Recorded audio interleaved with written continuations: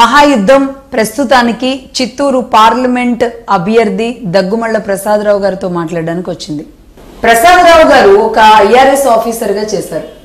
ఎంపీలు ముఖ్యంగా ఈరోజు నేషనల్ గా దేశానికి సంబంధించి పాలసీ మేకింగ్ లో చదువుకున్న వాళ్ళు ఉంటే ఎంత బాగుంటుంది అనేది ఎప్పుడు అనేక సందర్భాల్లో రాజకీయ పార్టీలో లేదంటే విఘ్నులో చెబుతూ ఉంటారు.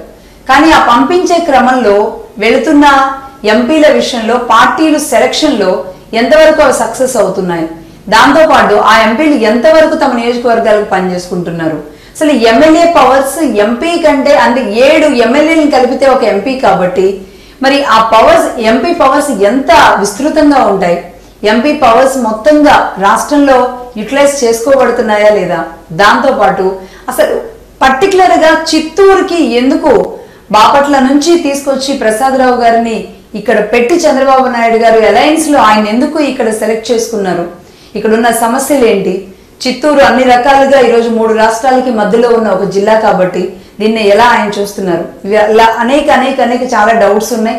ఇంకా చాలా విషయాలు ఆంధ్రప్రదేశ్ లో జరుగుతున్న అనేక విషయాల గురించి ఆయనతో మాట్లాడదాం. నమస్తే అండి. నమస్తే అండి. బాగున్నారండి? బాగున్నామండి.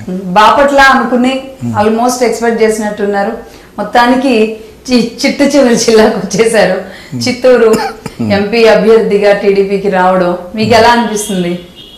బాపట్ల అని నేను అనుకున్నానండి, బాబు గారు అనుకోలేదు. నేను అనుకున్నాను. తర్వాత బాబు గారు ఎప్పుడు నాకు మీ ఇది ఇస్తానని కానీ లేకపోతే మీరు పనిచేయని కానీ ఎప్పుడు ప్రామిస్ చేయలేదు.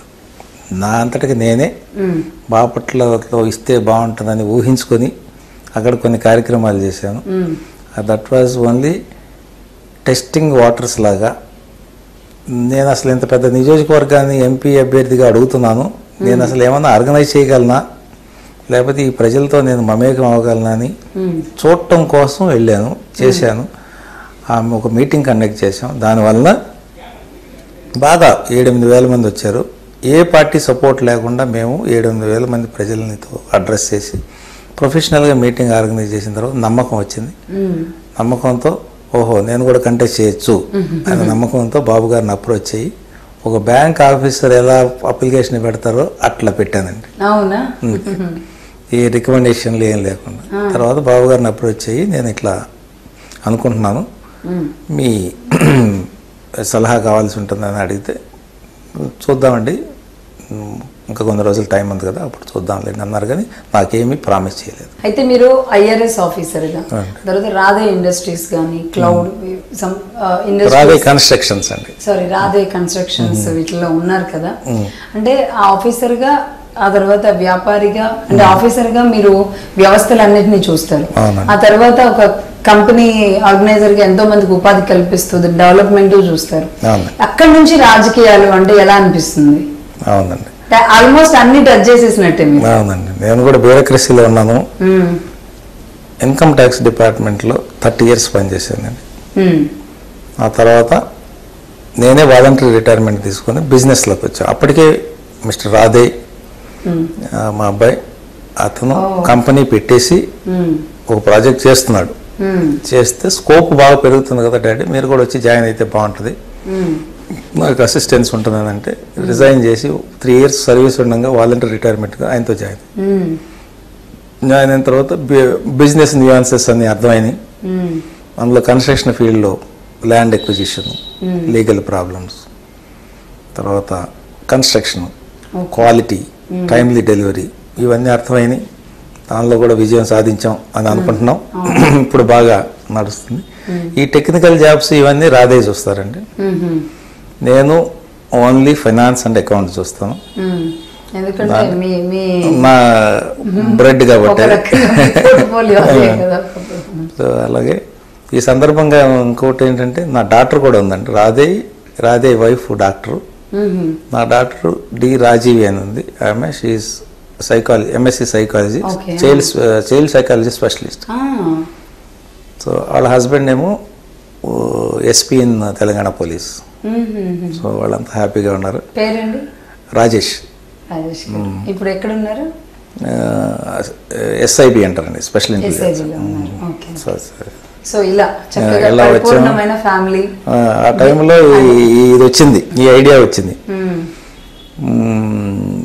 రాజకీయం కూడా చూద్దాం, బ్యూరోక్రసీ చూసాం, బిజినెస్ చూసాం, రాజకీయం కూడా చూద్దాం. ఎందుకు రాజకీయం చూడాల్సి వచ్చింది అని అంటే, నేను సర్వీస్లో ఉన్నప్పటి నుంచి ఎంతో కొంత పేదలకు సహాయం చేయటం, తర్వాత ఈ మార్జినలైజ్డ్ సెక్షన్స్కి ఆర్గనైజేషన్ ఎలా చేయాలని నేను హెల్ప్ చేస్తుండేవాడిని. దీనికి కారణం ఏంటంటే, నాకు ప్రథమమైన గురువు గారు ఏంటంటే doctor B R Ambedkar. So B R Ambedkar చెప్పిన ప్రథమ ప్రిన్సిపల్ అంటే పే బ్యాక్ టు సొసైటీ. మేము కూడా మార్జినలైజ్ సొసైటీ నుంచి, కుగ్రామం నుంచి, పేదరికం నుంచి వచ్చాం కాబట్టి మా కృషి దేవుని దయ వల్ల ఒక సెటిల్ అయ్యాం కాబట్టి మేము మళ్ళీ పే బ్యాక్ టు సొసైటీ చేస్తున్నాం. అంటే గవర్నమెంట్ ప్లాట్ఫామ్ చాలా మంచిదని అనిపించింది. అందుకు రాజకీయంలోకి మెంబర్ ఆఫ్ పార్లమెంట్కి అడిగాను, కావాలని అది అడిగాను. అంతేగాని నేను మెంబర్ ఆఫ్ లెజిస్లేటివ్ అసెంబ్లీ అడగలేదు. నేను చూజ్ చేసుకున్నది దానికి మెంబర్ ఆఫ్ పార్లమెంట్ చూస్ చేసుకున్నారు. నిజంగా ఎందుకంటే ఇంత పెద్ద అంత ఈజీగా అయితే లేదు. టీడీపీ అలయన్స్ లో ఒక టికెట్ దక్కించుకోవడమే సగం విజయంగా ఎందుకో భావిస్తున్నారు. మరి వేవ్ ఉందా లేకపోతే ఏం జరుగుతుందో తర్వాత మాట్లాడదాం. ఇక ఈ పరిస్థితులకు వస్తే రాజకీయాల్లోకి అడుగు పెట్టడం, అది కూడా చిత్తూరు జిల్లాలో అనేక రకాల మాఫియాలు అంటారు. మీరు అన్నారు ఇంతకుముందు pay back to society. Pay back to సొసైటీలో లైక్ మీలాంటి వాళ్ళు సేవా కార్యక్రమాల ద్వారా ఇప్పటి వరకు మీకున్న డబ్బును పంచొచ్చు. రేపు రాజకీయాలకు వస్తే ఇంకో పని చేస్తూ హెల్ప్ చేయొచ్చు. నార్మల్ పీపుల్ కూడా ఈరోజు సంక్షేమ పథకాలు అందని వాళ్ళందరూ కూడా టాక్సెస్ రూపంలో పే బ్యాక్ చేస్తున్నారు. కాబట్టి మీకు తెలుసు అది ఎలా ఉంటుంది, ఎంతమంది చేస్తారు చేయని వాళ్ళు అని. కానీ బడా బడా వ్యాపారవేత్తలుగా రాజకీయ నాయకుల్లో ఉండి, అది కూడా మీ చిత్తూరు జిల్లాలోనే శేషాచలం అడవులు అయితేనేమి, మైనింగ్ అయితేనేమి, శాండ్ అయితేనేమి, ఏది కూడా ప్రకృతిని అంతా కూడా హరిస్తున్నారని చాలా పెద్ద ఇది ఉంది. మీరు ఇలాంటిది చూసారా ఇక్కడ? తెలుసుకుందామండి. అయితే ఈ వైసీపీ గవర్నమెంట్లో నాకు అనిపిస్తుంది దీన్ని అందరూ లీడర్ల వైపు పంచుకున్నారేమో అనిపిస్తుంది. ప్రకృతి ఆంధ్రప్రదేశ్ ప్రకృతి మైన్స్ ఒక రెడ్డి గారు, శేషాచలం అడవిలో ఉండే ఎర్రచందనాన్ని ఒక ముగ్గురు నలుగురు రెడ్డి గారు రింగ్ అయ్యి ఫామ్ చేసి దీని నేచర్ని దోషేస్తున్నారు. బహుశా ఇది అందరికీ దానిలో వచ్చేది వేల కోట్లలో ఉంటుంది. అది గవర్నమెంట్ పర్మిట్ చేసిన యాక్టివిటీ కాదు. అవును, మీరు మైన్స్ కూడా తీసుకుంటే గవర్నమెంట్ క్వారీ పర్మిషన్ ఇస్తుంది ఒక పర్టికులర్ క్వారీకి. దాన్ని మిషగా చేసుకొని క్వారీలు కొండలు లేపేస్తున్నారు. అదంతా అన్అకౌంటెడ్ మనీ వీళ్ళ దగ్గరికి చేరుతుంది. తర్వాత ఈ శేషాచలం అడవుల్లో జరిగే ఎర్రచందనం దీన్ని మనం ఒక విధంగా స్మగ్లింగ్ అని పిలవచ్చు. ఎందుకంటే గవర్నమెంట్కి ఎగనెస్ట్గా ఏది చేసినా, సేల్స్ కానీ ఇన్కమ్ కానీ చేస్తే ఏ ప్రోడక్ట్నైనా దాన్ని స్మగ్లింగ్ అంటాం. ఈ స్మగ్లింగ్లో కూడా వీళ్ళందరూ చేతులు పెట్టేసి డబ్బులు చేసుకుంటున్నారు. మరి ఇది ఎవరెవరికి దీనిలో చేతులు ఉన్నాయి, ఎవరెవరికి షేర్ వెళ్తుంది అనేది బహుశా పత్రికలకును ప్రజలకి తెలిసి ఉండాలి. మీకు రేపు ఎంపీ అయితే ఇంకా క్లియర్ కట్ గా మీకు ఇంకా బాగా తెలుస్తుంది. సరే, ఇదంటే స్మగ్లింగ్ అనుకుందాం. ఇది కూడా కొందరు కుట్రలతో జరుగుతుందో లేదంటే ఆశతో జరుగుతుందో, ప్రకృతిని దోచుకుంటున్నారు అనుకుందాం. ఇది కూడా పక్కన పెడదాం.